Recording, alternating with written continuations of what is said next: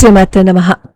మనసు కోరిన కోరిక తీరటం అదృష్టమా, లేదా కోరిక వల్ల వచ్చే అనర్థాల నుంచి బయటపడడం గొప్ప? సరిగ్గా ఇదే విషయాన్ని కామద ఏకాదశి కథ మనకి నేర్పిస్తుంది. ఒక గాయకుడు చేసిన చిన్న పొరపాటును అతన్ని రాక్షసుడిగా మార్చింది. కానీ ఒక స్త్రీ సంకల్పం అతన్ని తిరిగి దైవ స్వరూపుడిని చేసింది. ఆ అద్భుతమైన కథ ఏంటో మనం ఈరోజు ఈ వీడియోలో తెలుసుకుందాం. కామద ఏకాదశి మహిమ శ్రీకృష్ణ ధర్మరాజుల సంవాద రూపంలో వరాహ పురాణంలో వర్ణించబడింది.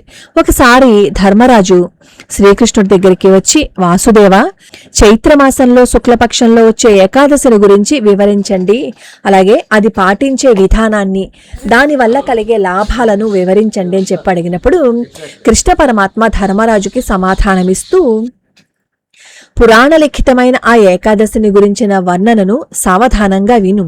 శ్రీరామచంద్రుడి ప్రపితామహుడైన దిలీపుడు చైత్రమాసం శుక్లపక్షంలో వచ్చే ఆ ఏకాదశిని తన గురువైన వశిష్ఠుడిని అడగగా ఆయన ఆ ఏకాదశి గురించి ఈ విధంగా చెప్పారు అని కృష్ణ పరమాత్మ చెప్తున్నారు. వశిష్ఠుడి దిలీపుడితో, రాజా, ఆ ఏకాదశి పేరు కామద ఏకాదశి. పరమ పవిత్రమైన ఆ ఏకాదశి సకల పాపాలను భస్మీపటలం చేస్తుంది. వ్రతపాలనం చేసే వ్యక్తికి పుత్రోదయాన్ని కలిగిస్తుంది. ఇక దాని మహిమలను విను అని పలికి దానికి సంబంధించిన వివరాలను తెలిపారు. పూర్వం రత్నపురము అనే నగరం ఉండేది.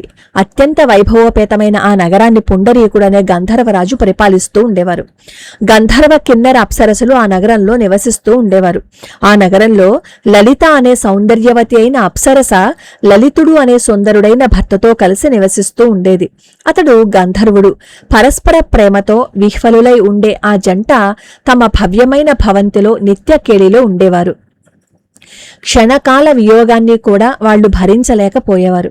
ఒకసారి పుండరీకుడి సభలో నృత్యగాన కార్యక్రమం ఏర్పాటు చేయబడింది. దానిలో పలు గంధర్వులతో పాటు లలితుడు కూడా గానం చేశాడు. కానీ దానిలో లలిత పాల్గొనలేదు. ఆమె లేకపోవటం వల్ల లలితుడు పాడే పాటలో కొన్ని తప్పులు దొల్లాయి. దాని లయ తప్పింది. శ్రోతలలో కర్కోటకుడు అనే నాగజాతికి చెందినవాడిది గమనించి లలితుని వ్యవహారానికి అసలైన కారణాన్ని రాజుకు తెలియజేశాడు. అది విన్న రాజు మిక్కిలి కుపితుడే, ఓరి పాపి, కామంతో నువ్వు నృత్యగాన కార్యక్రమంలో రసాభాసం చేశావు, నువ్వు నరభక్షకుడివి కమ్ము అని శపించారు. పుండరీకుని శాపంతో లలితుడు వెంటనే ఘోర రూపుడైన నరభక్షకుడిగా అయ్యాడు. అతనిని చూసిన లలిత తీవ్రమైన బాధకి గురయ్యింది. ఏం చెయ్యాలి, ఎటుపోవాలి అని రాత్రింబగళ్లు ఆమె తీవ్ర దుఃఖంతో తపిస్తూ భర్తతోనే కాలం గడపసాగింది. ఒకసారి ఆమె భర్తతో పాటు అడవిలో సంచరిస్తున్న సమయంలో వింధ్యాచల శిఖరముపై శృంగముని ఆశ్రమం కనిపించింది. లలిత వెంటనే ఆశ్రమంలోకి ప్రవేశించి శృంగికి నమస్కరించింది. అప్పుడు ఆయన ఆమె వివరాలను కనుక్కోగా లలిత తన వృత్తాంతాన్ని వివరించి తన భర్తకు శాపం విమోచనమయ్యే మార్గాన్ని తెలుపమని అడిగింది. దానికి ప్రత్యుత్తరంగా ఆయన, రాబోయే ఏకాదశి కామద ఏకాదశి, దానిని పాటించే వ్యక్తికి సమస్త కోరికలు తీరతాయని, ఆ ఏకాదశి ఫలితాన్ని ఆమె తన భర్తకు ధారపోస్తే అతడు శాప విముక్తుడు అవుతాడని తెలిపారు. ముని చెప్పిన విధంగానే లలిత భక్తి శ్రద్ధలతో కామద ఏకాదశి వ్రతపాలనం చేసింది. ద్వాదశి రోజు ఆమె వాసుదేవుని సమక్షంలో కూర్చుని తన వ్రత ఫలితాన్ని భర్తకు ధారపోసింది. దాని ప్రభావం వల్ల లలితునికి శాప విముక్తి కలిగి వెంటనే పూర్వ గంధర్వ రూపాన్ని పొందారు. అప్పటి నుంచి లలిత లలితుడు ఇద్దరూ కలిసి సుఖంగా జీవించసాగారు. ఈ వృత్తాంతాన్ని వివరిస్తున్న శ్రీకృష్ణ పరమాత్మ ధర్మరాజుతో, ఈ అద్భుతమైన కామద ఏకాదశి వర్ణనను వినినవాడు నిశ్చయంగా దీనిని తన శక్తి అనుసారము పాటించాలి. ఈ వ్రతపాలనం బ్రహ్మహత్యా పాతకాన్నైనా ఎంతటి ఘోరమైన శాపాన్నైనా హరిస్తుంది అని కృష్ణ పరమాత్మ చెప్పారు. ఏకాదశి వ్రతము అంటే దశమి, ఏకాదశి, ద్వాదశి. దశమి రోజేమో ఒక పూట భోజనం చేసి రాత్రి పలహారం తీసుకుంటారు, పళ్ళు గాని, అది మీ ఇష్టం. ఉల్లిపాయ వెల్లుల్లిపై దశమి, ఏకాదశి, ద్వాదశి ఈ 3 రోజుల్లోనూ తీసుకోకూడదు. ఏకాదశి రోజున మీరు ఉపవాసం ఉండగలిగితే, మీ ఆరోగ్యం సహకరిస్తే సరే, లేదు అంటే మీ ఆహారాన్ని మీరు తీసుకోవచ్చు.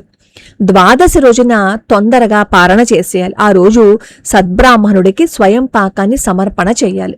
ద్వాదశి రోజు రాత్రి కూడా ఫలహారం తీసుకోవాలి. ఆ తర్వాత నుంచి యథావిధిగా మీ ఆహారపు అలవాట్లు మీరు పాటించుకోవచ్చు. ఏదైనా సరే నమ్మకంతో చేస్తూ, ఎవరిని బాధ పెట్టకుండా, ఎవరిని ఏడిపించకుండా, భగవంతుడా నా జీవితాన్ని మార్చు అని ఆర్తితో అడిగితే భగవంతుడు అనుగ్రహాన్ని చూపిస్తాడు. ఈ కామదా ఏకాదశిలో చెప్పిన విధంగానే మనం మన ప్రవర్తనని మార్చుకుంటే మనకి ఏదైనా కష్టం వస్తే పోతుంది. మనకి ఏవైనా శాపాలు ఉంటే అవి కూడా ఖచ్చితంగా పోతాయి. భగవంతుణ్ణి నమ్మి ఆయన పాదాలు పట్టుకోండి.